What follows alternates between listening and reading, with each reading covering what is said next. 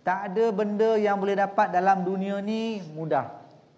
Ya, kita di UTM akan berikan peluang, buka ruang, sediakan segala kemudahan, sediakan pensyarah-pensyarah yang hebat-hebat, ya, pensyarah-pensyarah yang senior, profesor-profesor.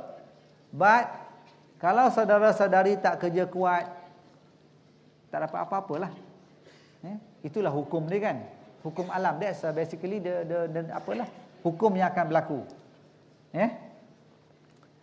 So UTM berikan peluang, but saya tulis kat sini ya, but nothing comes free and easy.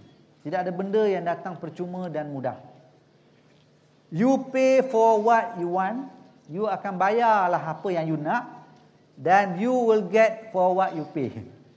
Maknanya dalam kes ni you tak bayarlah, yuran bayarlah sikit kan, but your effort. Kalau kecil effortnya, hasilnya kecil lah. Puas hatilah keluar dengan ijazah kelas 2 rendah. Kata tak ada kelas 3. Kelas 2 rendah. Bila kelas 2 rendah, pergilah mencari apa-apa, orang nampaklah kualiti akademik kita. Jadi pada UTM, kita akan beri kemudahan. Macam-macam saya dah tunjuk tadi, fasiliti insyaAllah semua ada. Complete. Nak berenang ada, nak naik kuda ada, lab cukup, makmal semua cukup, classroom cukup. InsyaAllah makan pun saya rasa cukup. Walaupun kena bayar sendiri kan, PTN ada duit insyaAllah. Tapi kalau saudara-saudari tak kerja kuat, tak dapat apa-apa. So bukan kita nak suruh kerja kuat, tapi kita rasa ada cara untuk kita work hard, have fun, make a difference. Saya tak suruhlah duduk 24 jam dalam bilik, pergi kuliah 24 jam tanpa ada sebarang rasa apa? To enjoy life. Enjoy life dalam peringkat pelajar. Banyak cara, insya-Allah banyak kemudahan saya dah sebutkan tadi, banyak ruang ya untuk saudara-saudari bergembira di kampus kita. Memang kita tak naklah tengok student kita stres. Kita nak student kita happy, sentiasa enthusiastic, sentiasa bersemangat, sentiasa ada aktiviti yang boleh dibuat. Jadi banyak benda. Of course have fun ni tidaklah macam orang lain kan. Takkanlah siswa-siswi nak have fun macam kes apa tu? Kes apa yang itu berlaku di mana, di KL tu, apa nama tu?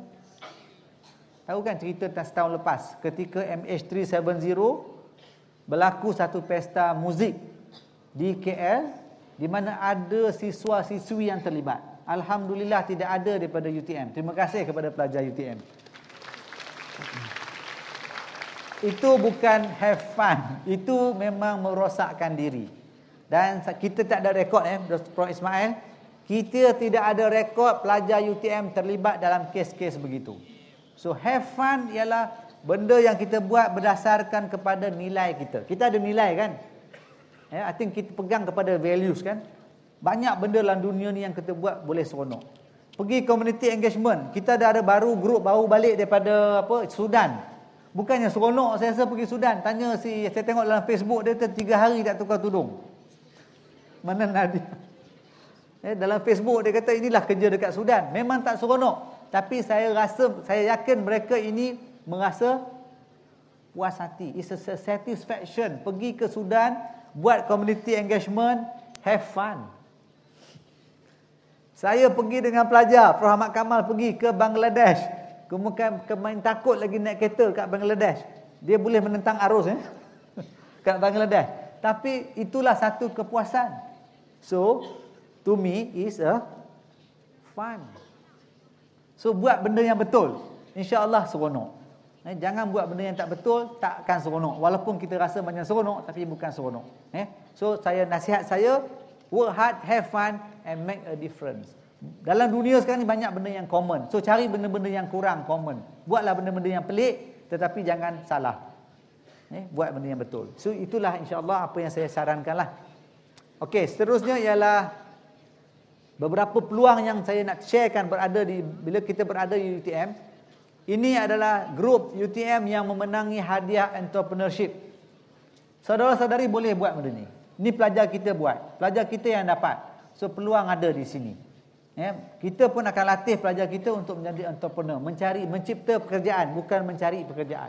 Akan ada program-program yang bakal dihadapi nanti insya-Allah. Kita ada program 5 ETP, 5 Excellent Track Program. 5 Excellent Track ni ialah apa? Nobel Laureate Academic Track yang kita nak cuba dapatkan Nobel Laureate. Sport, siapa yang cemerlang dalam sport boleh ikut program sport. Siapa yang cemerlang dalam kepimpinan boleh ikut program kepimpinan, leadership. Sebab ada 5 Siapa yang ada semangat untuk berniaga, menjadi usahawan, kita ada entrepreneurship.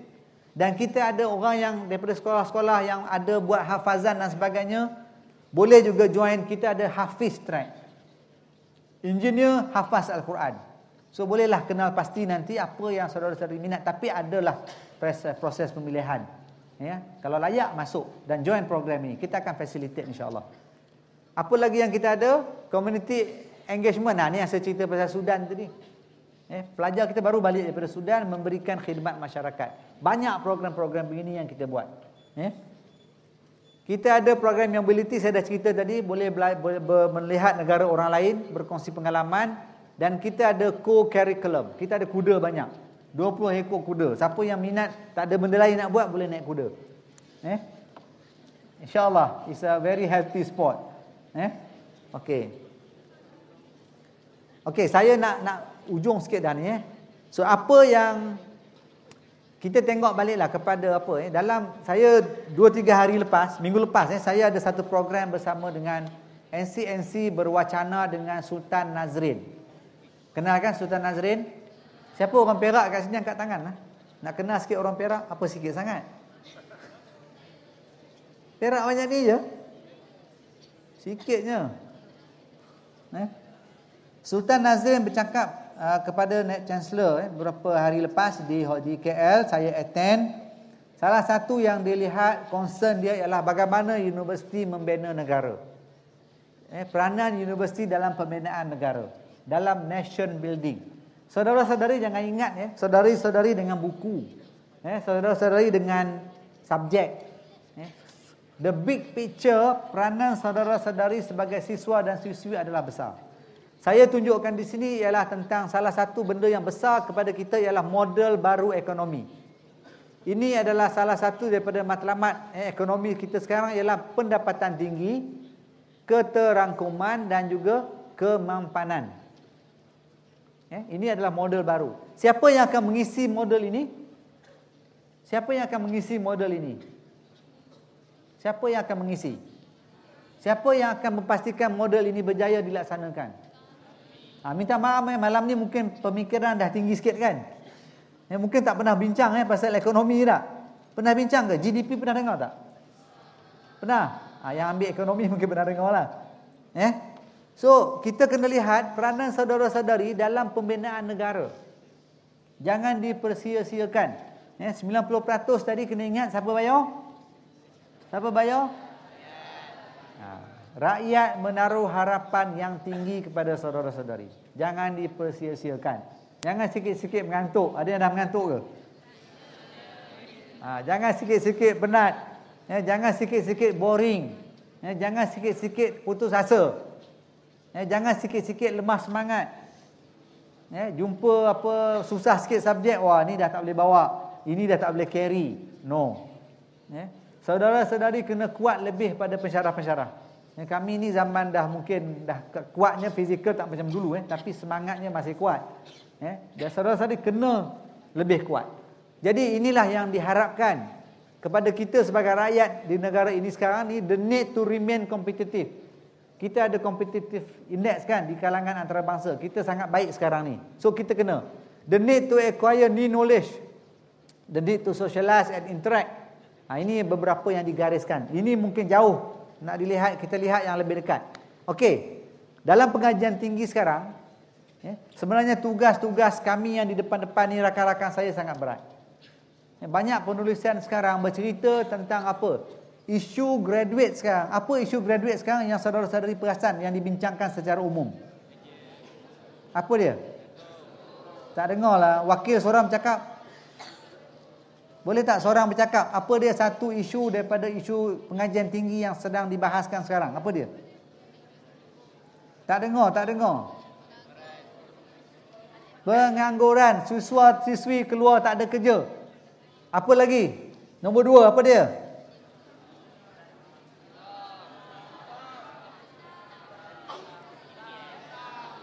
Hutang.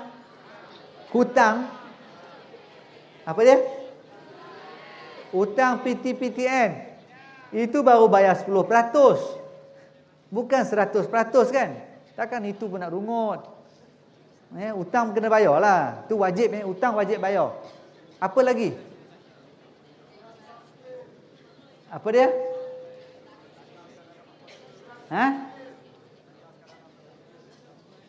Apa dia? Dapat pointer. Belajar hanya sekadar dapat pointer. Makna tak ada roh. Kan? Kena belajar, pergi belajar. Lepas tu sakat boleh buat. So isu dia ialah yang sedang dipikirkan bukan saja di Malaysia, ialah bagaimana universiti boleh berperanan. Ni saya ambil lah daripada buku ni. Macam-macam. Saya pun tak sanggup nak baca semua. It's very high maknanya something yang very challenging, bukan saja pada saudara-saudari yang nak belajar, malah kepada kami di sini yang nak mengajar. It's very challenging. Inilah bagaimanapun kena dibuat, tidak ada pilihan. Saudara-saudari telah masuk ke universiti, masuk pula ke UTM. So saudara-saudari tak ada option lain. So kalau kata tadi isu apa, isu hutang tu kecil lah bagi saya. It's too small to pay the hutang kan. Sebab esok kerja boleh bayar kan, sikit-sikit boleh bayar. Isu siswazah menganggur. Kita ada tahu tak berapa UTM punya kadar employability yang terbaru? Tak ada kan, you all tak study kan? Tak sempat nak study. UTM pada ketika convocation, kadar yang mendapat pekerjaan adalah 87. 87%. Itu yang mendapat pekerjaan. Tengoklah universiti lain. Saya tak nak compare lah. Saya tak nak tunjuk pun kat sini. Nanti orang kata merendah-rendahkan kan. Tapi the fact is, alhamdulillah, UTM masih mengekalkan kadar pengangguran yang rendah lah. Maknanya yang 13% tu pun mungkin study dan sebagainya. Tapi nampak tak ni? An inspired generation, well educated, able to provide the bold, sophisticated leadership 21st century. Ini saudara-saudari Gen Y sekarang. We need citizens ready to take personal responsibility both for themselves and for the world around them. Bukannya Malaysia lagi. Citizens who have and seize the opportunity to learn and relearn throughout their lives. Lifelong learning. We need citizens who are ready and able to take their knowledge of the best that has been taught and said and done and apply it to the problems of the present and the future. Ini salah satu daripada apa yang saya baca lah. Banyak lagi definisi-definisi lain, cabaran yang dihadapi oleh universiti. InsyaAllah saya yakin rakan-rakan saya memang berhasrat untuk buat sebaik-baiknya. Tapi saudara-saudari yang menerimanya pun kenalah berbuat yang terbaik. Jadi di UTM, kita dah listkan beberapa skill selain daripada technical skill. Selain daripada ilmu-ilmu kejuruteraan ke apa ke yang saudari datang ke sini, kita mengharapkan ini. Ini maknanya become kalau dalam bahasa lain dia kata become a whole person, a complete person. Semuanya ada pada saudara-saudari. Kalau dulu, ni saya rasa saya lompat terus kepada ni. Kita sampai pukul apa Prof Mat? Until what time? Prof Mat kata sampai pukul 1. Boleh? Okey, tak apalah, kita habis sikit lagi. Ada dialog Ada dialog ada dialog banyak soalan yang boleh ditanyalah. Insya-Allah. Okey, dalam UTM kita menjanjikan, betul saya rujuk kepada satu dokumen ni, betul Prof Mat Kamal This is generic skill yang kita janjikan student kita akan dapat. Yang kita dah janji ni janji kita kepada saudara-saudari. Kami akan usaha, kita akan atur. Dapat banyak sikit adalah kepada saudara dan saudari. Saudari kerja kuat dapat banyak ataupun lebih banyak daripada apa yang sepatutnya. Kalau saudari-saudari susah nak belajar, mungkin tak dapat langsung. So kita panggil ini adalah generic skill. Saya tak tahu nampak tak nampak. Kita nak saudara-saudari ada kemahiran berkomunikasi. Berkemahiran berpemikiran kritikal dan boleh menyelesaikan masalah. Boleh bekerja dalam tim. Boleh manage information. Ni sekarang ni social media kan. Facebook kan. Facebook semua ada akaun kan. Siapa yang tak ada akaun Facebook? Siapa yang tak ada? Semua ada akaun Facebook.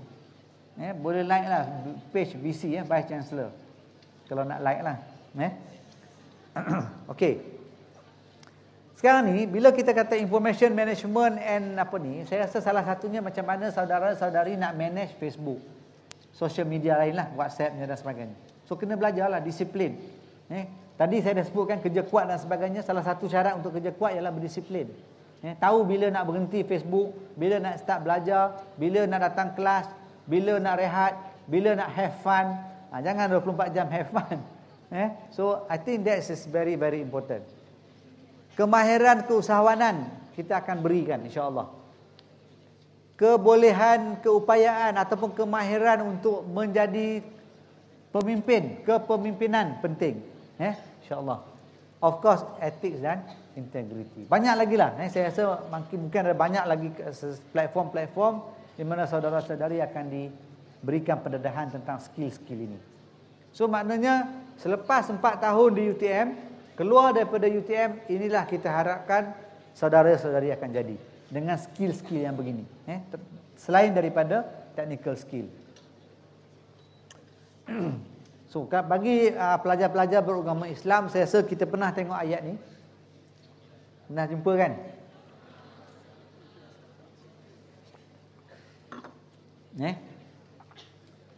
Katanya, saya tak tahulah, saya tak confirm cerita ni.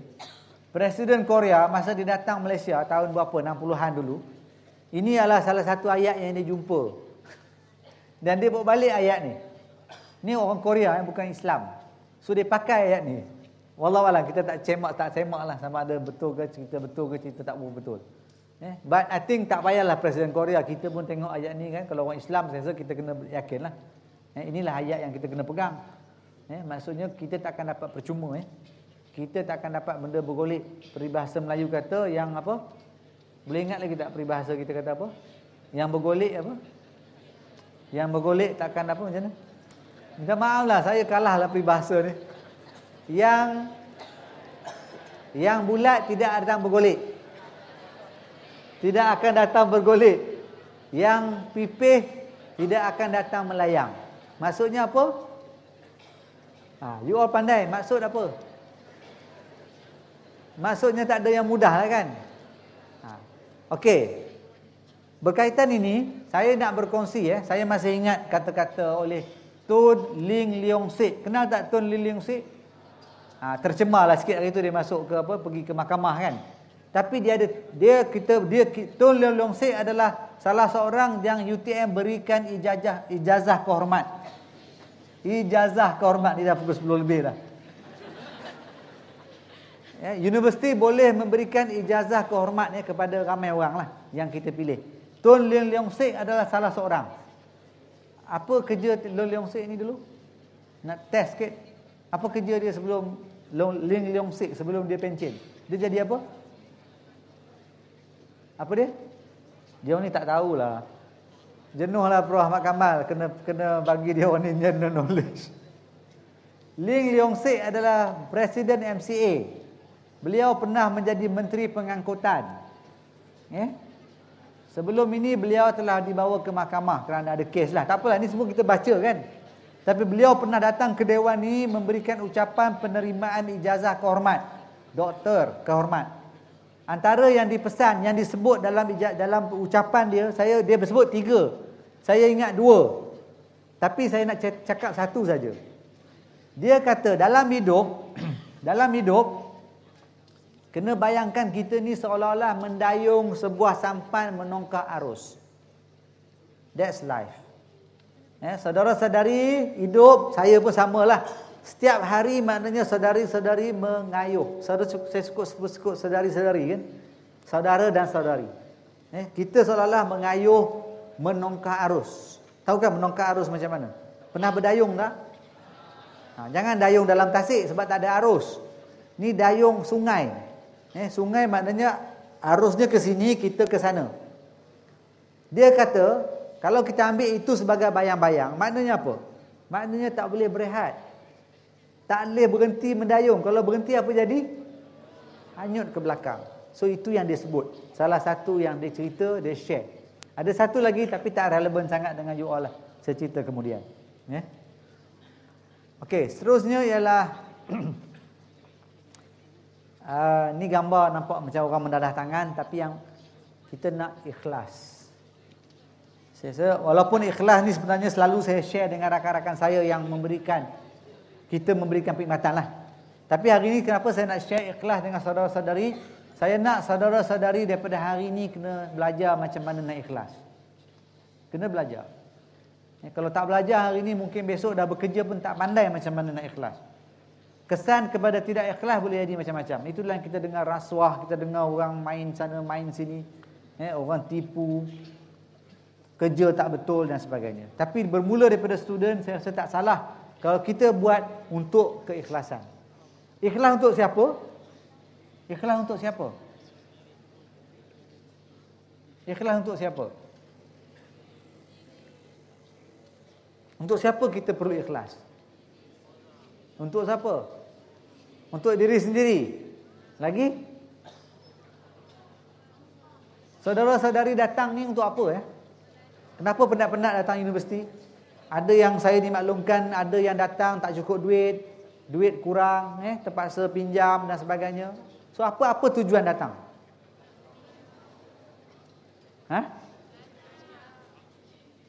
Menyesal tak datang UTM?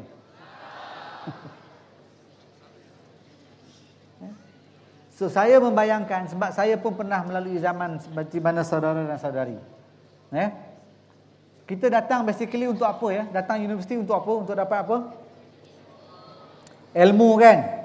Kita nak jadi orang yang pandai. Kita nak jadi orang yang berjaya. Kita nak jadi orang yang apa? Dipandang tinggi. Kita nak jadi apa lagi? Macam-macam lah kan? Kita semuanya yang baik kan? Semua baik kan? Ada tak yang tak nak baik? Datang sini belajar fakulti komputer nak menjadi apa tu? Hackers. Ni tak payah datang universiti boleh jadi hackers. Saya rasa kalau hackers pun hackers yang baik lah. Hackers yang nak protect. Boleh juga kan? Tapi maknanya benda yang kita nak buat adalah benda baik. Saya rasa lah pada saudara-saudari lah. Kalau zaman saya dulu, saya belajar 30 tahun dahulu, saya membayangkan keluarga saya. Saya membayangkan mak ayah saya. Betul? Sini ada yang dah kahwin? Belum kan? Mungkin ada yang dah kahwin, saya tak pastilah. Mungkin ada, kita tak tahu. Saya rasa yang paling dekat dengan kita siapa? Mak ayah. Betul? Mungkin kita ada adik-adik, abang-abang yang membantu kita. Ini orang yang perlu kita balas. Kita ada tadi saya dah sebut taxpayers. Kita kena balas. Apa lagi? Kita nak menjadi ahli masyarakat. Kita tadi saya dah sebut kita perlu membina negara. Kalau orang Islam, apa lagi agak-agak yang perlu kita fikirkan sebagai manusia? Apa lagi yang kita fikirkan sebagai manusia? Pernah dengar tak perkataan khalifah? Pernah tak ustaz ulas apa itu khalifah? Ke mana kita akan pergi? Ke mana destinasi kita? Ada kan? Bagi saya itulah benda berat, sangat berat, tugas dan tanggungjawab sangat berat. Saudara-saudari sekarang kena belajar berat, tak mudah. Jadi saya bayang-bayangkan kalaulah ikhlas ni ada, banyak benda akan jadi mudah. Dan insya-Allah banyak benda akan menjadi senang untuk kita lakukan. Jadi itulah pesanan saya supaya tanamkan keikhlasan. Jadi bukannya belajar kerana mata-mata dekan kerja, pensyarah kerja tak buat assignment dan sebagainya. Kita belajar untuk kita maju. Kita ada peranan dan sebagainya insya-Allah. Jadi ini mungkin slide yang terakhir lah. So ini gambar-gambar, ada ke gambar yang keluar kat sini? Kenal tak muka sendiri? Ada yang kenal muka sendiri tak? Tak ada yang depan-depan ni, tak ada gambar. Tak ada. Tak kenal kawan-kawan ni. Inilah gambar-gambar yang diambil ketika hari pendaftaran. Tengok yang bawa mungkin adik kena dukung, duduk tunggu. Ni ada orang tempat lain lah, bukan di sini. So, I think the nearest orang yang kita kena jawab ataupun kita kena tengok segera ialah to your parents. Jangan tinggalkan mereka. Penat mereka datang jauh. Hantar kita. Macam-macam lah mereka buat. Dan of course to the nation. Negara memerlukan kita. Tengok bendera Malaysia berkibar. Itulah insyaAllah pesanan saya pada malam ni. Ringkas sahaja. Saya harapkan saudara-saudari akan betul-betul menjalani minggu mesra mahasiswa dengan pelbagai-bagai program. Besok insyaAllah Yang Amat Berhormat Menteri Besar datang. Saya dimaklumkan di UTM sahaja yang dapat Menteri Besar. Universiti lain tak dapat Menteri Besar.